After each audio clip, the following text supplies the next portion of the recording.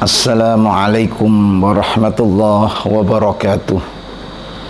Bismillahirrahmanirrahim. Alhamdulillahi rabbil alamin. Wassalatu wassalamu ala nasiril mustad'afin wal mazlumin wa bil fuqara'i wal masakin wa ala alihi at-tayyibin at-tahirin wa ashabihil mayamin wa ala tabi'ina wa man tabi'ahum bi ihsanin ila yaumiddin. Hadirin para pemirsa acara Ramadan Tangguh Lazismu Jawa Timur dan PWMU TV yang dirahmati Allah Subhanahu wa taala. Alhamdulillah, kita panjatkan rasa tasyakur kita kehadirat Allah atas segala nikmat yang telah dilimpahkan kepada kita semua. Allah Subhanahu wa taala masih berkenan memberikan kesadaran, memberikan kekuatan untuk tetap istiqomah di dalam ketaatan kepadanya. Bulan Ramadan tahun 1443 Hijriah ini Allah Subhanahu wa taala masih mengizinkan kita untuk tetap di dalam kesucian kita. Hadirin, memang Allah Subhanahu wa taala menghendaki hamba-hambanya ini senantiasa di dalam kebaikan. Itulah sebabnya diciptakan berbagai macam aturan agar terkondisikan hamba-hamba Allah ini senantiasa berada di dalam kebaikan.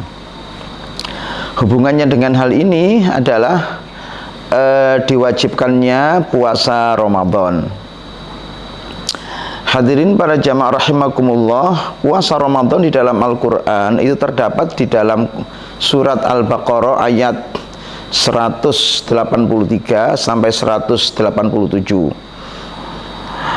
Namun marilah kita coba untuk bersama-sama mengkaji apa sih maksud serta hikmah dari disyariatkannya saum Ramadan sebagaimana terdapat di dalam Quran surat Al-Baqarah ayat 183.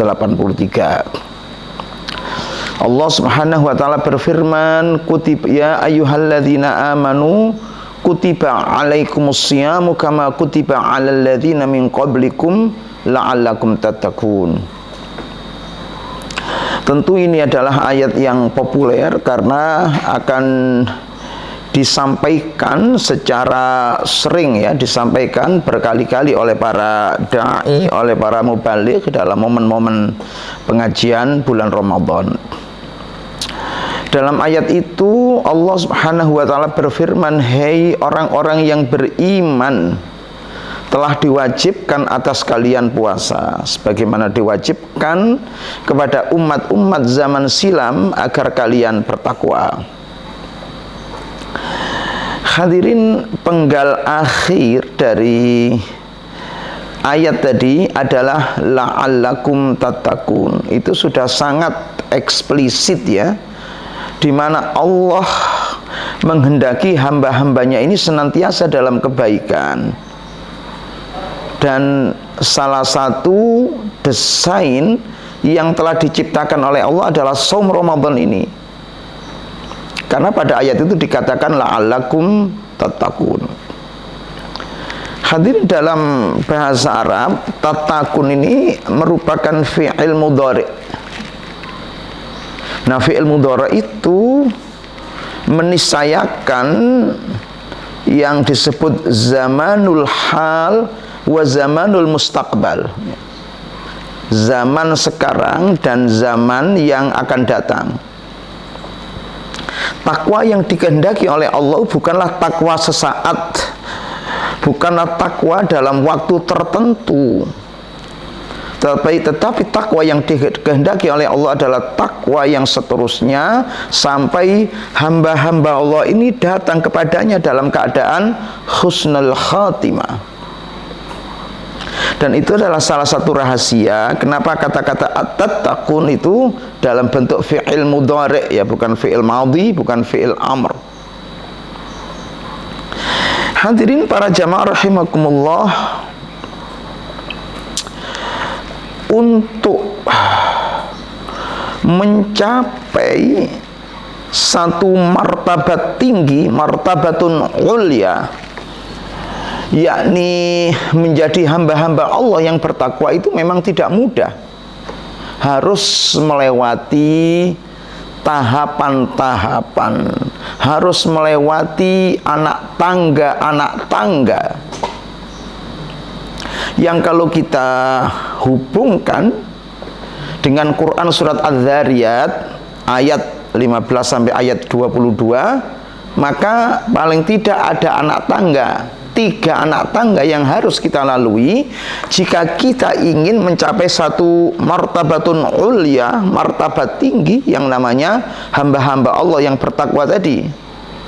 Coba kita perhatikan bersama-sama. Dalam ayat itu Allah Subhanahu wa taala berfirman, innal muttaqina fi jannati wa uyun akhidhina ma atahum rabbuhum innahum kanu qabla dzalika muhsinin. Sesungguhnya orang-orang yang bertakwa nanti ditempatkan oleh Allah di dalam taman-taman yang dilengkapi dengan mata air. Mereka memperoleh nikmat yang telah disuguhkan oleh Tuhan mereka. Yang demikian ini karena mereka pada saat di dunia adalah orang-orang yang berbuat ihsan. Innahum kanu qabla dzalika muhsinin. Nah, baru setelah itu bicara tentang 3 macam fase yang harus kita lalui, yang kami katakan sebagai fase kesalehan individual, fase kesalehan sosial, serta fase kesalehan intelektual. Ayat berikutnya adalah kanu qalilam minal laili ma yahja'un wa bil asharihum yastaghfirun wa fi amwalihim haqqun lis-sa'ili wal mahrum wa fil ardi ayatul lil muqinin wa fi anfusikum afala tubsirun wa fis samaa'i rizqukum wa ma tu'adun. Masya Allah, luar biasa.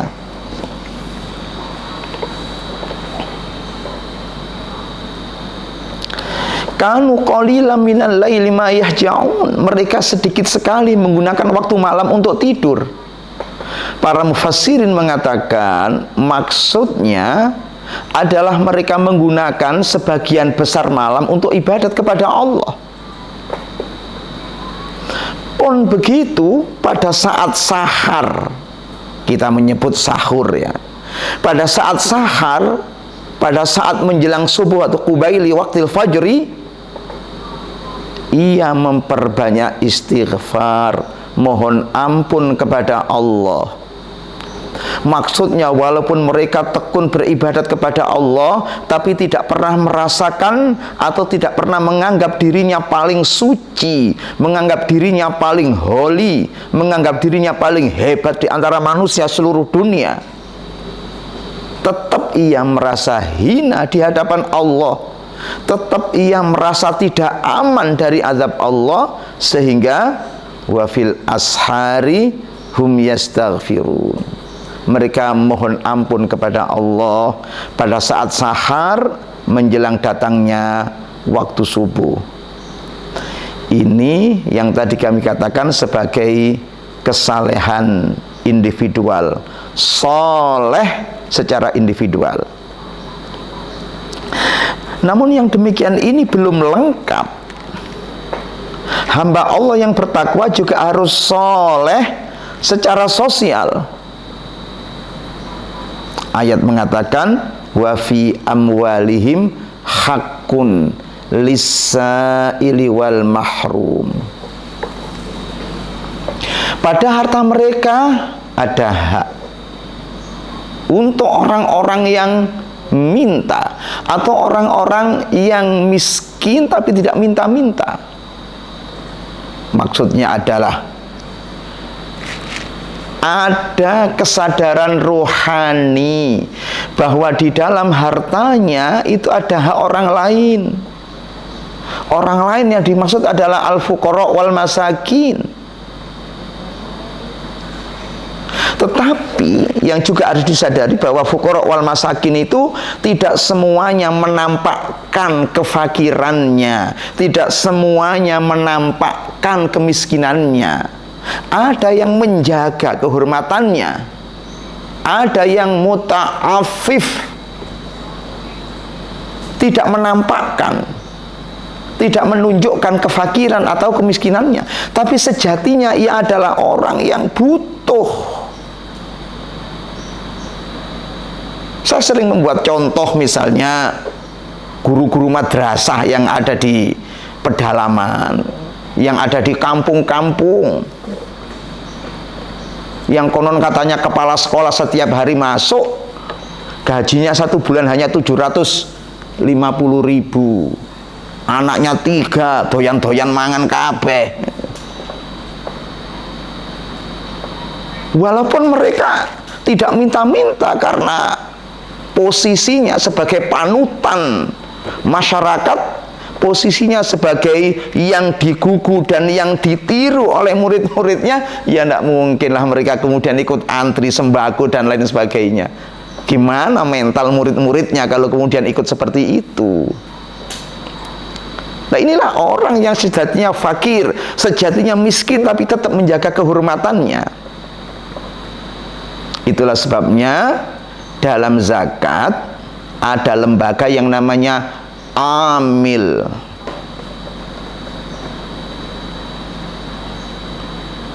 Kalau kita menyalurkan zakat kita kepada amil, maka amil akan menyampaikan zakat itu kepada yang berhak, baik tadi yang saya katakan yang menampakkan kefakirannya ataupun tidak yang menampakkan kefakirannya, yang mengajukan permintaan ataupun tidak yang mengajukan permintaan. Kok bisa?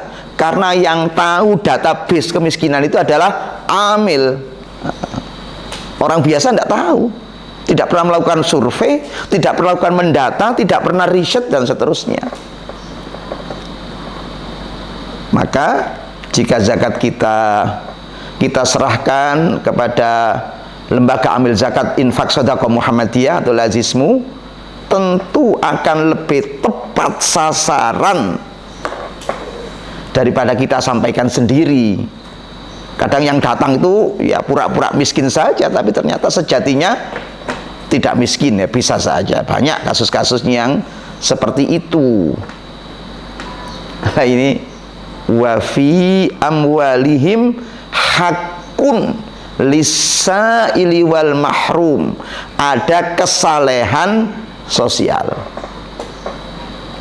Tadi kita katakan kesalehan individual. Anak tangga berikutnya kesalehan sosial. Ada yang lebih, ada yang lebih dahsyat lagi, namanya kesalehan intelektual. Hadirin, kesentosaan hidup tidak akan kita dapatkan kalau kita tidak mengembangkan ilmu pengetahuan. Peradaban manusia juga tidak akan maju kalau manusia tidak mengembangkan ilmu pengetahuan. Ilmu pengetahuanlah yang membuat kita memiliki kemampuan untuk mengelola amanah Allah menjadi khalifah di bumi. Merupakan perpanjangan tangan Tuhan untuk merealisirkan hukum-hukum Tuhan dalam kehidupan bumi, memakmurkan bumi untuk kepentingan manusia. Dan itu tidak akan bisa kita lakukan dengan baik kalau kita tidak mengembangkan ilmu pengetahuan. Makanya kalau kita bicara tentang Al-Quran berdasarkan tartibun nuzul, ya, urut-urut turunnya, bukan tartibul mushaf, urut-urutan sebagaimana di dalam mushaf, tapi tartibun nuzul. Yang pertama turun kan Al-Alaq ayat 1 sampai 5. Iqra bismi rabbikal ladzi khalaq. Yang kedua adalah Nun wal qalami wa ma yasturun. Perintah pertama adalah membaca, dilanjutkan dengan perintah menulis. Ketertinggalan di dalam ilmu pengetahuan tidak akan bisa dikejar kecuali dengan cara membaca. Hasil bacaan kita tidak akan kemudian bisa kita pahami dengan baik kalau kita tidak mengabadikannya dalam bentuk tulisan, sekaligus perintah untuk ngarang buku. Hadirin para pemirsa kajian Ramadan Tangguh Lazismu Jawa Timur juga melewati pwmu.tv, sehingga ayat itu mengatakan wa fil ardi ayatun lil muqinin. Di bumi ini ada tanda-tanda kekuasaan Allah. Di bumi ini ada tanda-tanda kebesaran Allah bagi orang yang menelitinya. Kalau tidak meneliti tidak bisa. Wa fi anfusikum, juga di dalam diri kalian. Wa fis sama'i rizqukum wa ma tu'atun, di langit ada rezeki kalian dan sesuatu yang dijanjikan Allah kepada kalian. Kemakmuran fit dunya wal akhirah bagi orang yang beriman.